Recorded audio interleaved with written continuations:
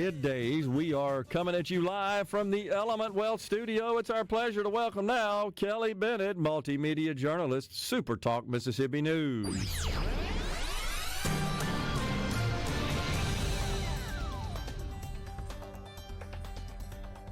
All right, what's up there, Kelly? What's I got you. Oh man, you need to go. You need to get your folks to go see Jay Lake. Get you some Carter Jewelers jewelry.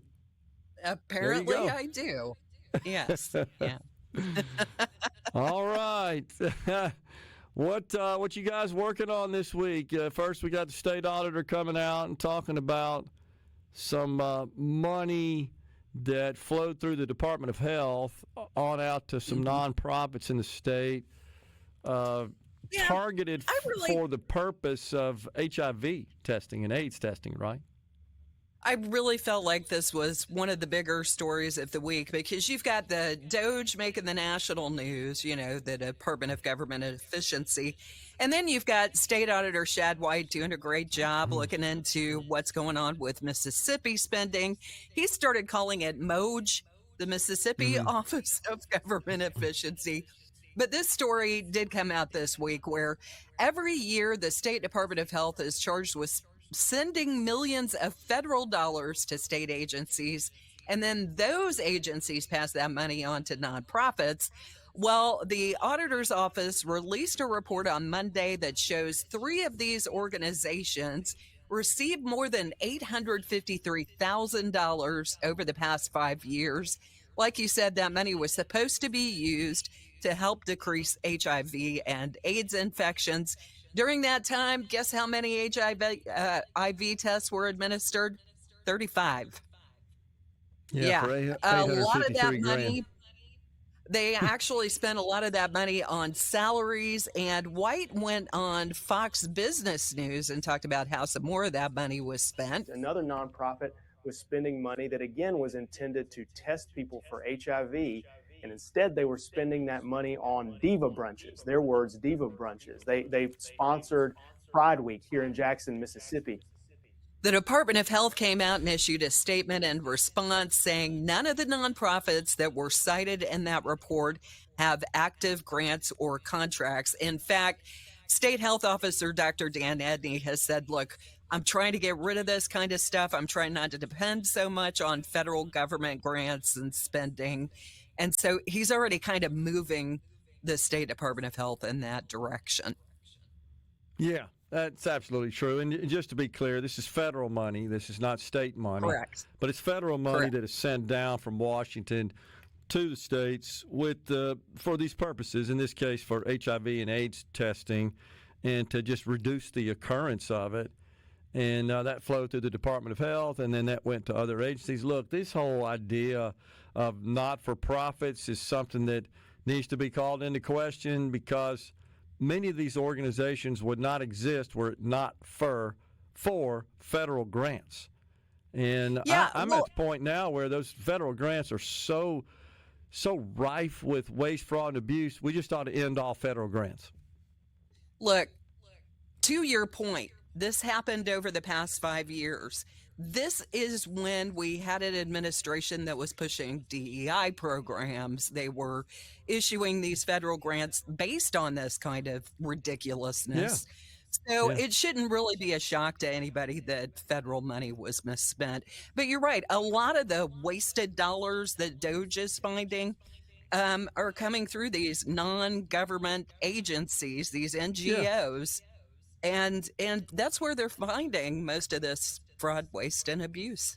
Yeah, they stand them up for the express purpose of securing a grant to pay salaries and do other crazy things like diva lunches. It's not about really solving any problems for the American people. I get on my soapbox on this. I really am at the point where let's just end all federal grants because they're just big slush funds. That's all they are.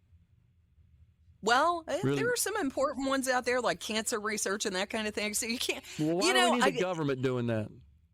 Well, and then that's where the argument comes in between, look, this is already taking place in some states that are pushing this. They've already, it's a big mess, Gerard. You're right. I think the interesting argument is Do we just cut everything and start over, or do we really need to go through everything that's already happening with a fine-tooth comb and decide Yeah. which programs really benefit taxpayers and which ones don't? Well, I'll just remind everybody again that 46 cents of every dollar that comes out of Washington is borrowed. So the idea that we're issuing grants and going into debt to fund those grants is fiscal insanity, in my view. So I think we need to worry about the protecting the nation and keeping airplanes from falling out of the sky before we start issuing all these grants for this crazy stuff. So I'm sorry to get on my soapbox there. You're going to hate this next story then, because President Trump is considering eliminating FEMA. He is suggesting that sending relief funds directly to states in need instead of relying on the agency to distribute this aid is really the way to go. And Homeland Security Secretary Kristi Noem highlighted some bureaucratic challenges within FEMA in a House Appropriations Subcommittee hearing this week. We have fire claims that are still unpaid to people who said they were due them 7 to 8 to 10 years old. They have never been paid by FEMA. 18 tornadoes ravaged Mississippi March 14th and 15th. Walthall County took the brunt of the hit on that one.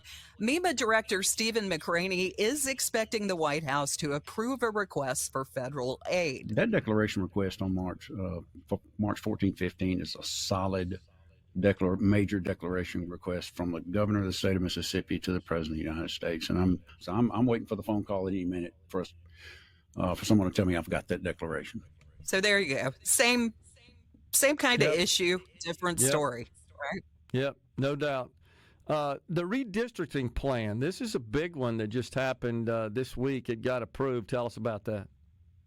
A federal panel of judges accepted the Mississippi State Board of Election Commissioners' reconfigured plan for 5 legislative voting districts in DeSoto County this week. They were originally ordered by the court to redraw 15 voting districts in DeSoto County, Chickasaw County, and in the Hattiesburg area in order to more accurately reflect the area's voting population. The order was spurred by a lawsuit from the NAACP in 2022, accusing the state of diluting Black voting power in those areas. So it looks like they've got everything worked out. That went through the whole court process. Special elections will take place in November for the new districts. And if you want more information, if that affects you, you're a voter in that area, just log on to supertalk.fm. I know a lot of people are breathing a sigh of relief on that one. So for sure. All right. What about Mississippi's medical marijuana advertising policies? While we're talking about Supreme Court decisions, this one, the U.S. Supreme Court declined to hear a case challenging Mississippi's near total ban on medical marijuana advertising this week. True Source medical cannabis owner Clarence Cockcroft and his attorneys are disappointed.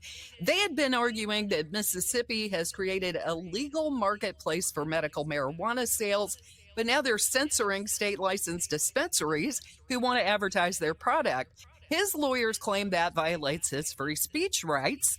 Mississippi's law legalizing medical cannabis went into effect in 2022. Cockcroft believes his business should be treated like any other legal business in Mississippi that's allowed to advertise.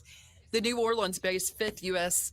Circuit Court of Appeals said that no constitutional right exists, however, and this was their reasoning, because marijuana is still illegal under federal law. Wow. Okay. That'll be an interesting situation to track there. The Oyster Reefs lawsuit, that's another one. Oh, man, I feel so bad for fishermen on the coast. I got to tell you, they're just now, the oyster industry, finally recovering from the opening of the Bonnie Carey spillway that killed almost all the oysters on Mississippi's most productive reefs in 2019. They got the good news because they were talking about opening it again just a couple of weeks ago.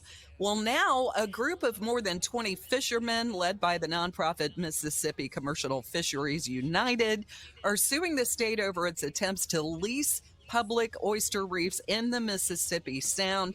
Ryan Bradley, the executive director of the nonprofit, believes doing so would actually put fishermen out of You business. have to Wow. submit a lot of bank records and documentation. You'd also have to have certainly a history in the fishery or the oyster growing business, which there's very few companies that have existing oyster leases. And then Gotcha. there's a whole host of other things you have to meet that really puts it out the purview and out the reach of our Wow. traditional fishermen who've relied on these reefs for their livelihood. All right, man, that's something. We got to go, Kelly. Appreciate you joining us today. Y'all have a great weekend. Try to stay dry.